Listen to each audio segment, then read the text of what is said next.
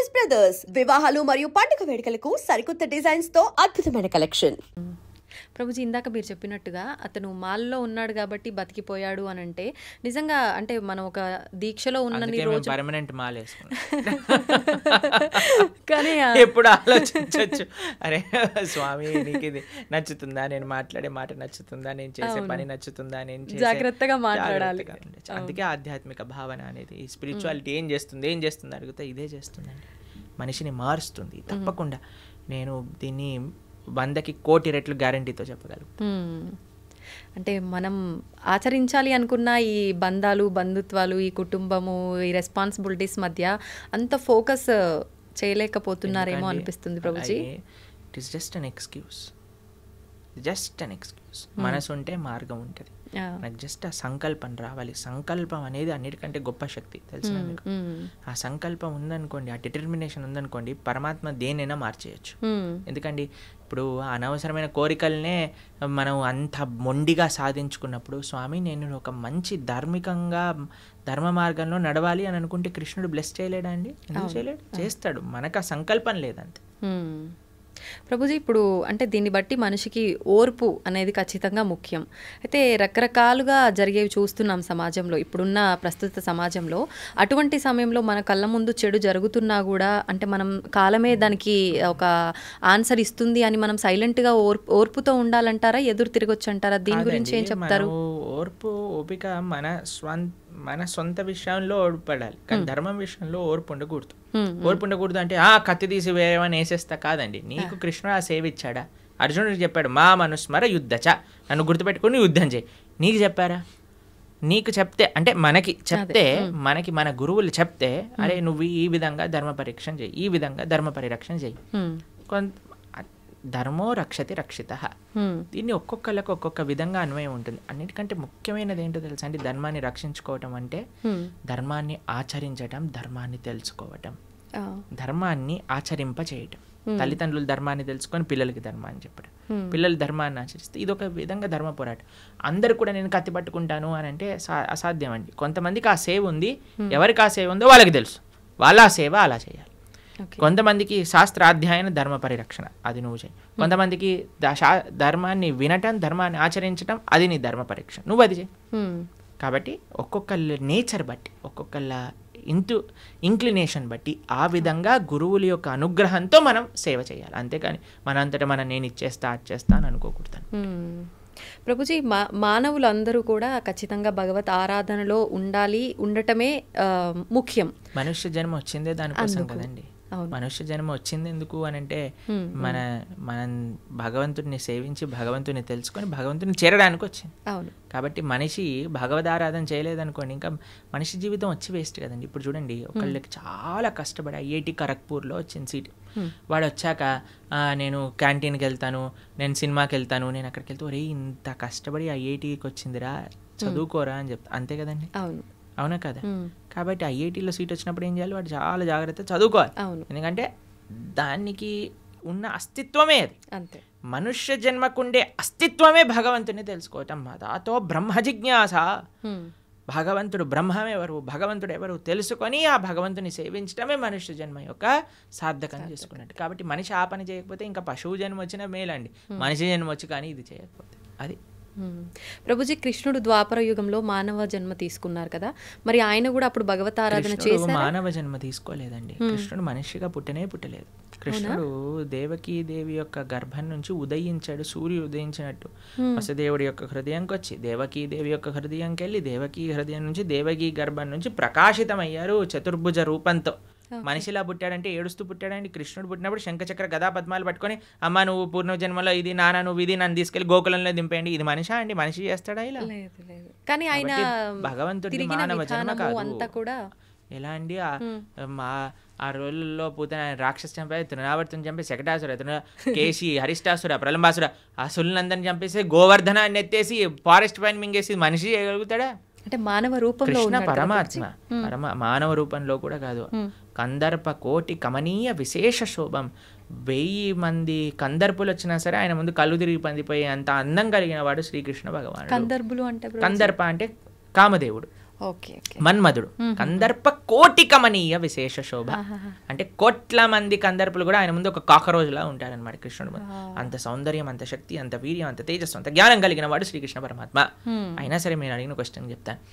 బృందావనంలో కృష్ణుడి పట్ల ఎంత ప్రేమ ఉండేది వ్రజవాసులకి అని అంటే, ఏదన్నా సంహరించిన, ఇంత పెద్ద పూతన అనే రాక్షసిని సంహరించిన చిట్ట చివరికి వాళ్ళ అమ్మ తీసుకొచ్చి ఆవు తోక తీసుకొని కృష్ణుడికి దిష్టి తిప్పి, అయ్యో మా తామకి దిష్టి తగిలింది కదా, నారాయణుడు రక్షింపుగాక. ఇప్పటికీ మీరు బృందావనంలో నందగావ్ అనే ప్రదేశానికి వెళ్తే నంద మహారాజు ఆరాధన చేసిన శేషశాయి విష్ణు యొక్క మూర్తి అక్కడ కనిపిస్తుంది అనమాట. ఆ శేషశాయి విష్ణు యొక్క మూర్తిని నంద మహారాజ్ ప్రతి నిత్యము ఆరాధన చేస్తూ ఉండేవారు. కృష్ణుడి యొక్క కాంక్ష కోసం ఒక నరసింహస్వామిని కూడా, ఆయనే నరసింహుడు, ఆయనకు ప్రార్థించారు, ఓ నరసింహ మా పిల్లవాడిని కాపాడు, ఓ నరసింహ మా పిల్లవాడిని కాపాడు. ఇప్పటికీ నంద మహల్కి వెళ్తే ఆ నరసింహస్వామి, ఆ విష్ణుమూర్తి కనిపిస్తారు అనమాట. ప్రభుజీ, కృష్ణుడు లీలల విషయానికి వస్తే రకరకాల లీలలు అంటే ఆయన ఒక పర్పస్ మీద అక్కడ జన్మ తీసుకున్నా, అక్కడ ఉన్నా కూడా ఈ లీలలన్నీ ఎందుకు అంటే మనకి ఏం తెలియజేయడం కోసం చూపించారు? కోసం ఈ లీలలు చేసింది. ఆయనకి పాపం ఆయన చాలా పనులున్నా అన్న వదిలిపెట్టేసుకొని ఇక్కడికి వచ్చాడు. ఎందుకోసము అని అంటే, ఇప్పుడు చూడండి మన పరమాత్మకి ఎంత, చాలామంది అడుగుతారు, ఏంటి మీ దేవుడికి ఇన్ని లీలలేంటి, అవతారాలేంటి, మా దేవుడు మాత్రం ఎక్కడో పైన స్వర్గానికి అక్కడ ఉంటాడు, అక్కడ నుంచి అన్ని చూసుకుంటాడు. ఇప్పుడు చూడండి ఒక వ్యక్తి ఉన్నారు, ఆయన ఇప్పుడు మీకే చెప్తానండి. మనం ఒక సుడిగుండంలో ఒక వ్యక్తి పోతున్నాడు అనుకోండి, కాపాడండి కాపాడండి కాపాడండి అని నడుస్తాం. కానీ మనం వెళ్తామా, వదిలేయండి, ఏదైనా తాడుందా అని ఎత్తుకుతాం. తాడేస్తాను అనుకోండి, తాడేస్తే నేను సేఫ్గా ఉండాలి, వాడు సేఫ్గా ఉండాలి. ఎందుకంటే వాడికి మనకి పెద్ద సంబంధం లేదు కాబట్టి ఏం పర్వాలేదు. ఇప్పుడు మేము మాయాపూర్లో ఉన్నాం అనమాట. మాయాపూర్ నుంచి వస్తున్నాం కోల్కతా, అక్కడ నుంచి ఇక్కడికి వచ్చాం. అయితే అక్కడ ఒక ఆయన చెప్తున్నారు, ఒక డివోటీ వాళ్ళ మాయాపూర్లో గంగానది ఫ్లడ్స్ వచ్చినప్పుడు ఏమైందట అంటే, బోట్ టాపుల్ అయిపోయింది అనమాట. బోట్ పడి రివర్స్ అయిపోతే ఒక చిన్న పిల్లవాడు నీళ్ళలో పడిపోయాడు, దొరకలేదు. అయితే ఆ పిల్లవాడు పొయ్యాడు, నీళ్ళలో పడిపోయిన మరుక్షణమే వాళ్ళ అమ్మకి హార్ట్ అటాక్ వచ్చి ఆవిడ కూడా పోయింది అనమాట. నా పిల్లవాడు పోయాడు అనే షాక్లో. అంటే అంత ప్రేమ, అంత అటాచ్మెంట్ అనమాట. పరమాత్మ మనం సంసారంలో పడిపోయి ఇబ్బంది పడుతున్నాము అన్న మరుక్షణం ఆయన కూడా సంసారంలోకి దుంకేశాడు అనమాట. ఎందుకు దుంకేశాడు అంటే మనల్ని కాపాడడానికి. ఎలా కాపాడాడు వీడిని అంటే, వీడికి సినిమా చాలా ఇష్టం కదా అని ఆయన కూడా పాపం సినిమాలో హీరోయిన్ రీల్స్ ఏమంటారు ఆ మూవీ నడిపినట్టుగా ఆయన కూడా అన్ని లీలలు చేశారు. అయ్యో మనుషుడు ఎప్పుడైనా మన లీలలు వింటాడేమో, లీలలు దర్శిస్తాడేమో, లీలలు చూస్తాడేమో, లీలల గురించి అనుభవిస్తాడేమో, అయ్యో లీలల పైన ప్రేమ పెంచుకుంటే, నా నామం పట్ల ప్రేమ పెంచుకుంటే నా దగ్గరకు వచ్చేస్తాడు కదా అని పాప ఆయన అంత ప్రయత్నం చేశాడు. కానీ మన వాళ్ళు భాగవతం చదవరు, వినరు, భగవద్గీత చదవరు, వినరు. ఎంత అన్యాయం చెప్పండి. స్వామి మన కోసం అంత కష్టపడుతున్నప్పుడు మనం ఎంత కష్టపడాలి స్వామి కోసం? అది ప్రభుజీ, అందరూ అంటే మనం ఎవరైతే ఉన్నామో ప్రతి ఒక్కరు కూడా నా బిడ్డలే అని చెప్పి భగవంతుడు అంటుంటారు. అయితే మరి కొంతమంది ఏమో మంచి మార్గంలో వెళ్తుంటారు, కొంతమంది చెడు మార్గంలో వెళ్తుంటారు. అందరము ఆయన బిడ్డలే అయినప్పుడు ఆ మార్గంలో వెళ్ళే వాళ్ళని మంచి మార్గంలోకి తీసుకొచ్చే ప్రయత్నం భగవంతుడు ఎందుకు చేయట్లేదు అంటారు? చేస్తున్నాడు కదండి, ఇంటర్వ్యూ అదే మార్గం. కానీ అందరూ మారట్లేదుగా ప్రభుజీ, కొంతమందిలో మార్పు వస్తుంది. అదే అంటున్నా, పరమాత్మ ఆయన ప్రయత్నం చేస్తున్నాడు. ఇప్పుడు గుర్రాన్ని చెరువు వరకు తీసుకెళ్ళొచ్చు కానీ నీళ్ళు దాయించలేం కదండి. పడుకున్నవాడిని లేపచ్చు కానీ పడుకున్నట్టు నటిస్తున్నవాడిని లేపలేం కదా. పరమాత్మ ఆయన వైపు నుంచి ఆయన ప్రయత్నం చేస్తున్నారు. ఆ పరమాత్మ చేసే, ఇప్పుడు చూడండి ఈ వీడియో ఎవరి దగ్గర వచ్చింది అనుకోండి, బై మిస్టేక్ రావట్లేదండి. పరమాత్మ మన గురించి ఆలోచించాడు కాబట్టి ఏదో ఒక రూపంలో పంపిస్తూ ఉంటాడు. భక్తులు మన దగ్గర పంపించేదే స్వామి అనుగ్రహిస్తే కానీ పంపించడండి. ఎందుకంటే ప్రపంచంలో ఎంతో మంది, కొన్ని వేల మంది మారుతున్నట్టు మేము చూస్తున్నాం. ఎందుకు? కేవలం శ్రవణం వల్ల. కాబట్టి ఎవరికైతే ఆ ముఖ్యత్వం తెలుసో, ఇప్పుడు చూడండి ఒక ఆయనకి 1 kg వెయిట్ ఉండే వజ్రం ఇచ్చారట. ఆయన ఏమనుకున్నట్టు, బాగానే ఉంది, మా ఇంట్లో ఆ త్రాసు పనిచేయట్లేదు, ఆ కేజీ మాపు చేసే అది లేదని ఈ కేజీ తీసుకొని అక్కడ పెట్టి ఉప్పు పప్పు అన్నీ వే చేసి ఇస్తున్నాడట. అయితే ఒక ఆయన వచ్చిన వాడు చూసాను, అమ్మో 1000 వచనం. ఈయన అన్నాడట, ఒరే ఈ కేజీ మాపు నేను ఇస్తా, ఈ రాయి నాకు ఇచ్చేసే అన్నాడు. సరే ఈ రాయి తీసుకొని నాకు మాపు కావాలని ఆ వజ్రం ఇచ్చేసాడట. వాడు పెట్టుకొని పెద్ద కోట్లు సంపాదించుకున్నాడు. ఎందుకు వాడికి విలువ తెలుసు, విలువ వీడికి తెలీదు. కాబట్టి విలువ తెలియాలండి మనకి. ఆధ్యాత్మిక మార్గం యొక్క విలువ, ఒక సాధు సాంగత్యం యొక్క విలువ, ఒక భాగవత ప్రవచనం యొక్క విలువ. శ్రీకృష్ణ భగవానుడు మనకి చెప్తున్నాడు ఒక విషయం, మనకి ఇంత మనుష్య జన్మలో ఇంతమంది ఎన్నో విషయాలు వింటూ ఉంటే నా దగ్గరికి కృష్ణుడు ఈ విధంగా కృష్ణుడు భక్తి గురించి చెప్పే విధంగా నాకు తెలిసింది అంటే మనం మారడానికి ప్రయత్నం చేయాలి. అప్పుడు పరమాత్మ యొక్క కృప అనేది ఉంటుంది, లేకపోతే ఉండదు.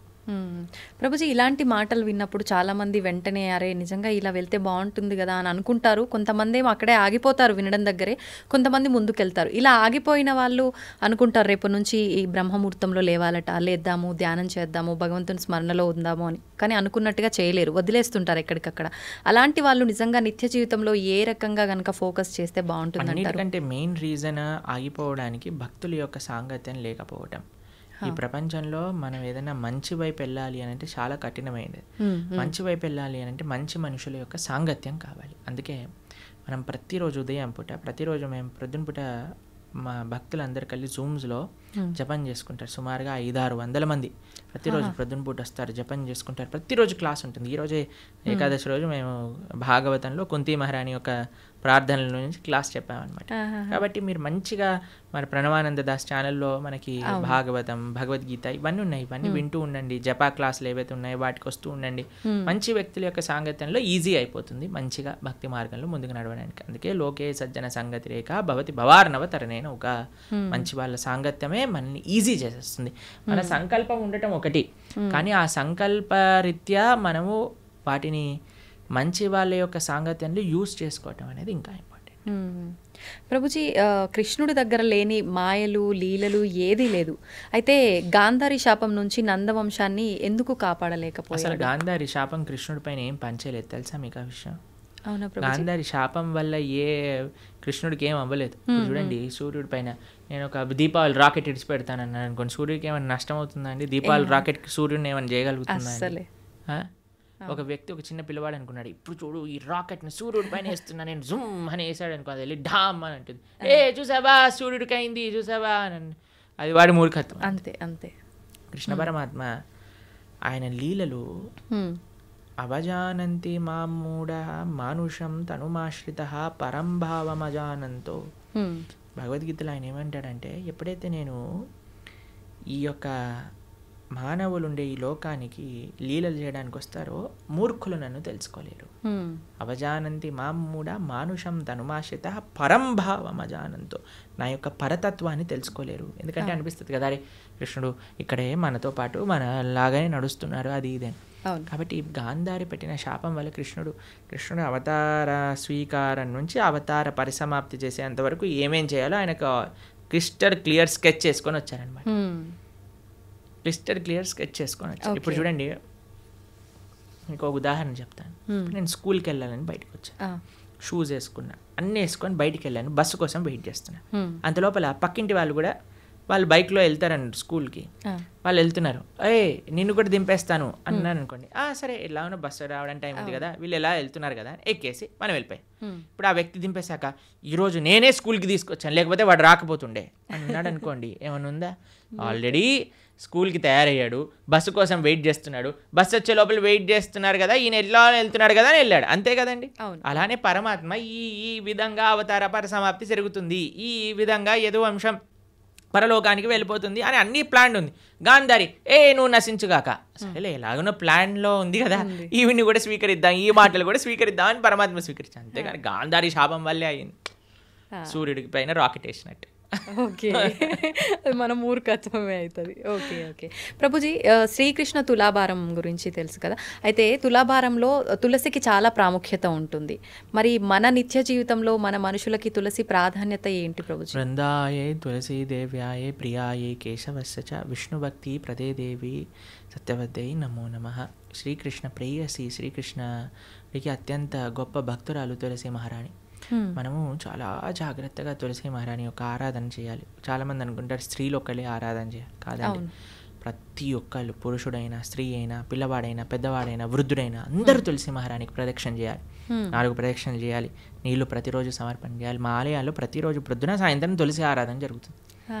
మీరు చూడండి, ఇస్కాన్ టెంపుల్కి వచ్చి ఆ పూజ ఏదైతే భగవంతుడు ఉండే గర్భగృహంలో ఉంటారో అక్కడ తులసీదేవి కూడా ఉంటుంది. తులసీదేవికి వస్త్రాలు వేసి తులసీదేవిని ఆశీర్వదిస్తారు. విగ్రహ రూపంలో కాదు, తులసి కోటకే వస్త్రాలు సమర్పణ చేసి అక్కడ పెడతారనమాట. ఎందుకంటే ఆవిడ సాక్షాత్తుగా కృష్ణుడి యొక్క పరమ భక్తురాలు కాబట్టి. అందుకే కృష్ణుడికి పెట్టే నైవేద్యము, ఏ అభిషేక ద్రవ్యం, నీరు, దేన్నైనా సరే తులసి వేయకుండా సమర్పణ చేయొద్దు భగవంతుడికి. తులసి పెడితేనే స్వామి స్వీకరిస్తారు. తులసి పెట్టిన నైవేద్యం భగవంతుడు స్వీకరించారు, భక్తులు కూడా అలాంటి నైవేద్యాన్ని స్వీకరించారనమాట. కాబట్టి విష్ణు తత్వానికి ఎక్కడైనా సరే నైవేద్యం పెట్టామంటే తులసి పెట్టి మాత్రమే చెయ్యాలి. కాబట్టి తులసి ఆరాధన ముఖ్యంగా కార్తీక మాసంలో ప్రతి నిత్యం కూడా మనం 3 సార్లు నీళ్లు వేసి 4 సార్లు ప్రదక్షిణ చేయాలి.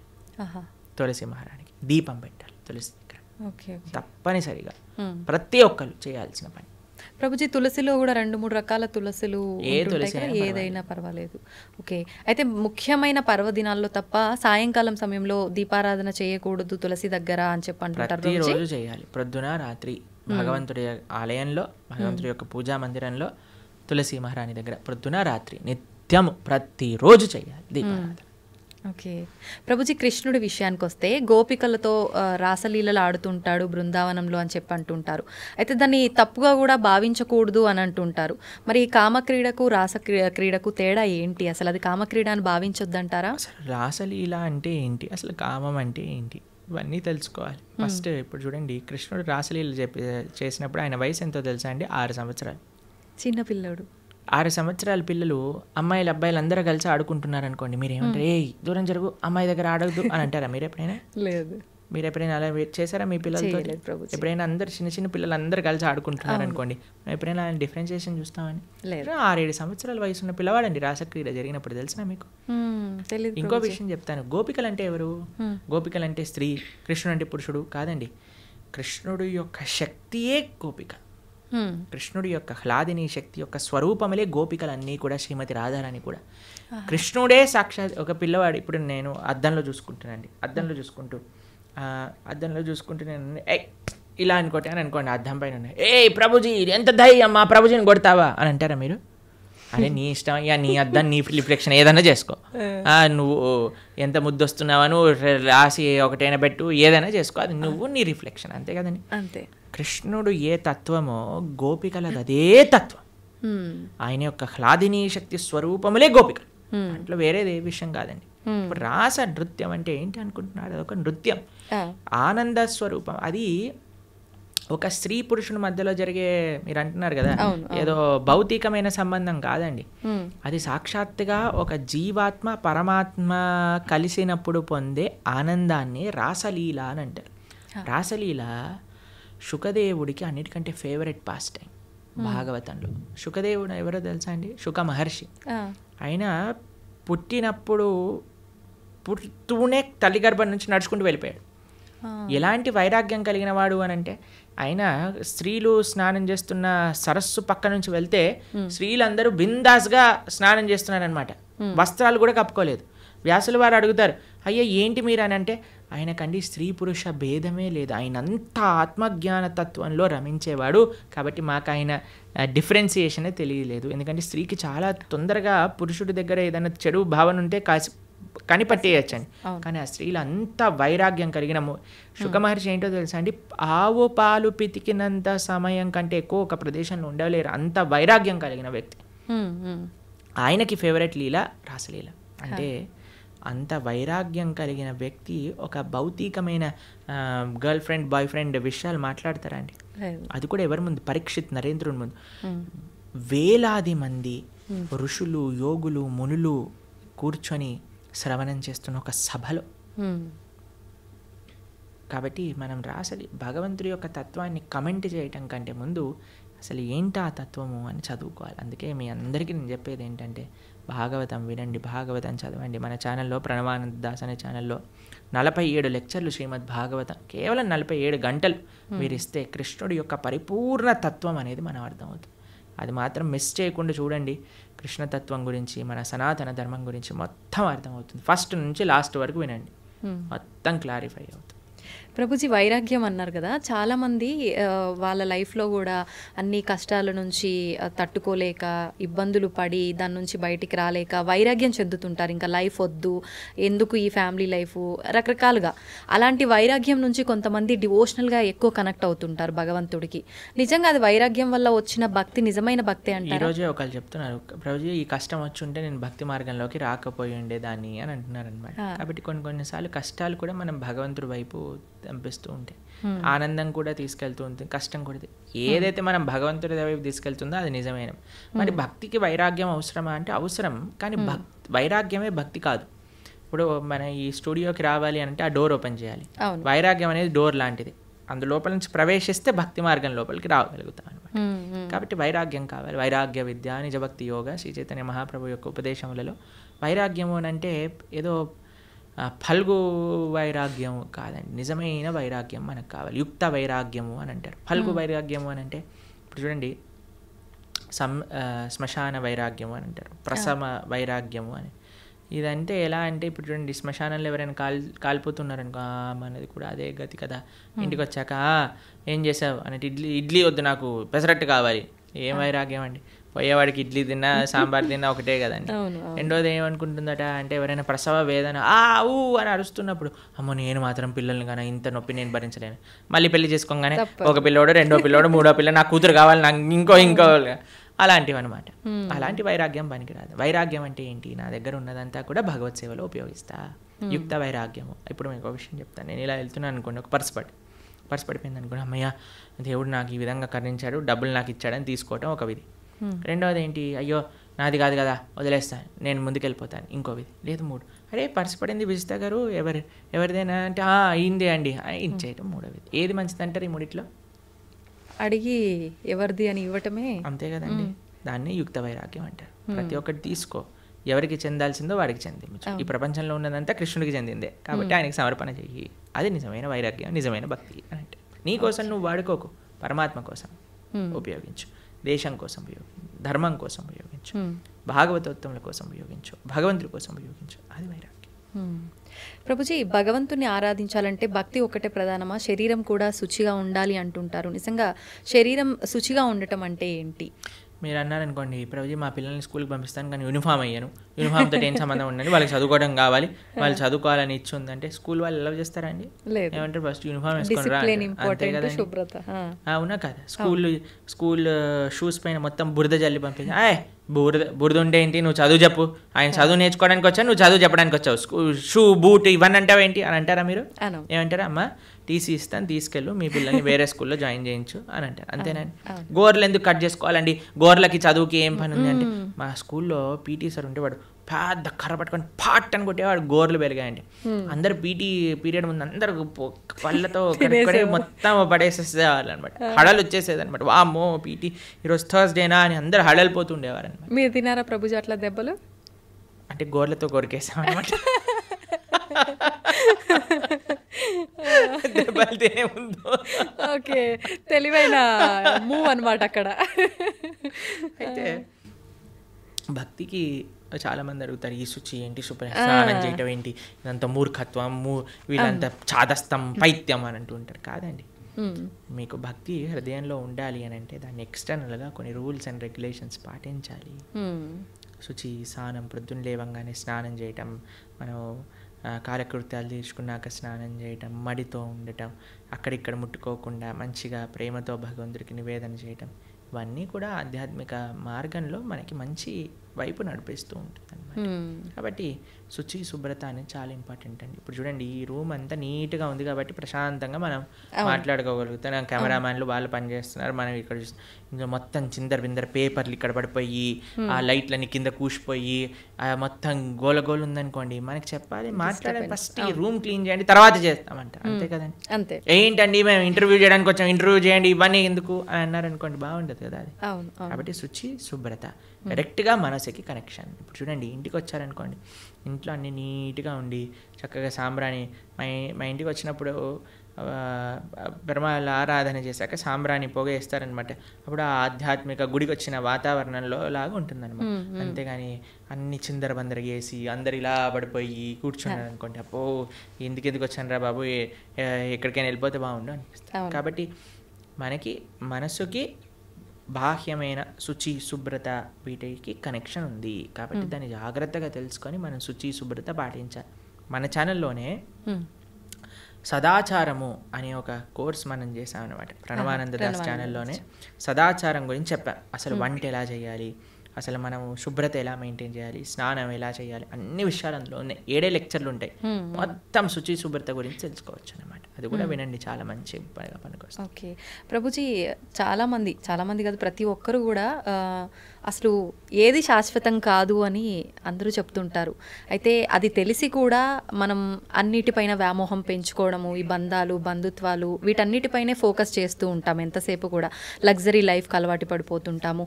అసలు ఏంటి, నేను ఎందుకున్నాను, ఎందుకు వచ్చాను, అసలు ఎందుకు జీవించున్నాను, నేను అసలు ఏం చెయ్యాలి అనేది ఎలా అర్థమవుతుంది? ఈ ప్రశ్నలకు సమాధానం. ఇప్పుడు 2 ఎక్స్ట్రీమ్స్లో ఉంటారండి. ఒకటి 2 అటాచ్డ్ లేదా 2 డిటాచ్డ్. భక్తి అలా కాదు. భక్తి అండర్స్టాండ్ యువర్ పొజిషన్. నువ్వు భగవంతుడి యొక్క దాసుడు, ఇవన్నీ కూడా భగవంతుడు ఇచ్చినవి. కాబట్టి ఇప్పుడు చూడండి, మీకు ఇంతకుముందు చెప్పాను అనుకుంటా, మాకు ఏదన్నా వస్తువు కానీ ఏదన్నా మేము యూజ్ చేసాం అనుకోండి, ఫస్ట్ దానిపైన ఐసీఓ ప్రణవానంద దాస అని రాస్తాం మేము. ఐసీఓ అంటే ఇన్ కేర్ ఆఫ్, అంటే ఇది నాది కాదు, నాకు కృష్ణుడు ఇచ్చింది, నేను దీని కేర్ టేకర్ని మాత్రమే.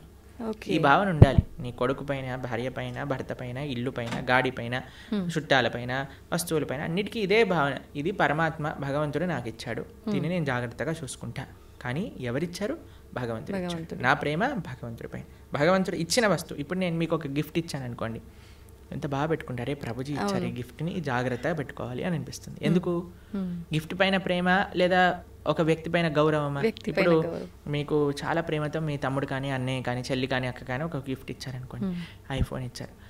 ఐఫోన్ నాకు చాలా ఇష్టం. ఎందుకు నీకు ఐఫోన్ ఇష్టము అని అంటే, అయ్యో మా తమ్ముడు, అక్క, చెల్లి, అన్న ఎవరో ఒకరు నాకు ఈ గిఫ్ట్ ఇచ్చారు కాబట్టి. అన్నకి యాక్సిడెంట్ అయింది, పోతే పోనీ ఐఫోన్ ఉంది కదా, ఐఫోన్ చూసుకుంటాను అన్నారు అనుకోండి. అరే నీకు అన్న ముఖ్యమా, ఐఫోన్ ముఖ్యమా? నాకు ఐఫోన్ ముఖ్యం అంటే నిజంగా అన్న పైన ప్రేమ అండి? లేదు. అన్న పైన ప్రేమ మీకు ఆ ఫోన్ పైన రిఫ్లెక్ట్ అవుతుంది. అన్న ఇచ్చాడు కాబట్టి నాకు ఇది ప్రేమ అని అనిపిస్తుంది. అట్లనే భగవంతుడు అయిన ప్రేమ ఎప్పుడైతే ఉంటుందో అన్ని సంబంధాలు బాగుంటాయి. ఎందుకంటే వీళ్ళందరినీ కూడా భగవంతుడితో కనెక్షన్తో చూస్తాం కాబట్టి. ఎప్పుడైతే భగవంతుడిని తీసేస్తామో జీవితంలో మన స్వార్థం, ఆవిడ అనుకుంటుంది ఆవిడ స్వార్థం, నేను అనుకుంటాను నా స్వార్థం, పిల్లలు అనుకుంటారు నా స్వార్థం, తల్లిదండ్రులు అనుకుంటారు నా స్వార్థం, అత్తమామలు అనుకుంటారు వాళ్ళ స్వార్థం. కానీ ఎప్పుడైతే కుటుంబం మొత్తం కలిసి భగవంతుడిని ఆశ్రయిస్తుందో అప్పుడు అందరూ కృష్ణుడికి ఏది మంచిది, కృష్ణుడు నేను ఏం చేస్తే నాతో ఆనందంగా ఉంటాడు అని ఆలోచించి ఆ విధంగా చేస్తాను. ఇదే భక్తి అంటే. అందుకే శ్రీల ప్రభుపాదుల వారికి వాళ్ళ గురువు గారు చెప్పారు, everything can come later. The most important necessity in this world is Krishna consciousness. భక్తి ప్రపంచంలో ఉంటే అన్ని రకాల సుఖములు, అన్ని రకాల స్వాంతనలు, అన్ని రకాల సౌఖ్యం చేకూరుతుంది. దాంట్లో ఎటువంటి డౌటే లేదు. ఇది ముఖ్యం. ప్రభుజీ, ఎక్కువగా ఇస్కాన్కి సంబంధించిన వాళ్ళు ఎవరైనా సరే కృష్ణుడి గురించే ఎక్కువగా మాట్లాడుతూ ఉంటారు. మరి కృష్ణుడి సోదరుడు బలరాముడి పాత్ర గురించి కానీ ఆయనకు సంబంధించిన విశేషాలు ఎందుకని తెలియదు? బలరాముడు ఎందుకండి, మేము ఎన్నోసార్లు బలరామ జయంతి పెద్ద ఉత్సవం మా ఆలయాల్లో తెలుసా మీకు? మా సాంప్రదాయంలో బలరాముడి ఉత్సవం కానీ, బలరాముడి యొక్క లీలలు చర్చించుకోవటం కానీ చాలా ముఖ్యంగా చేస్తాం. మీరు ఎప్పుడైనా మా బలరాముడి గురించి మాట్లాడిన వీడియోలు ఎన్నో ఉన్నాయి. కాబట్టి బలరాముడు గురువుకి సంకేతం. ఆయన యొక్క శక్తియే గురు పరంపర ద్వారా వస్తుంది, మన ఆచార్యుల వరకు వస్తుందన్నమాట. కాబట్టి మన గురువు చేసే శుశ్రూష, గురువు చెప్పే మాటలు సాక్షాత్తుగా బలరాముడు చెప్పే మాటలే అనమాట. కాబట్టి నిరంతరం వాటిని ఆరాధన చేస్తాం. బలరాముడికి ఆధ్యాత్మిక శక్తి ఇస్తాడనమాట. చాలా ముఖ్యమైనది. నిజంగా చాలా మంచి విషయాలు తెలియజేశారు ప్రభుజీ. ముఖ్యంగా కార్తీక మాసము, దామోదర పూజ, ఎక్కువగా కృష్ణుని ఆరాధించే వాళ్ళు ఉంటారు. ప్రత్యేకించి ఈ మాసంలో ఎలా ఆరాధించాలి, ఏంటి, అసలు ఈ సమాజంలో మనం భక్తి మార్గం వైపు ఎలా వెళ్ళాలి, ఇలాంటి మంచి విషయాలు తెలియజేసినందుకు ధన్యవాదాలు ప్రభుజీ. హరే కృష్ణ. ధన్యవాదాలు మాతాజీ.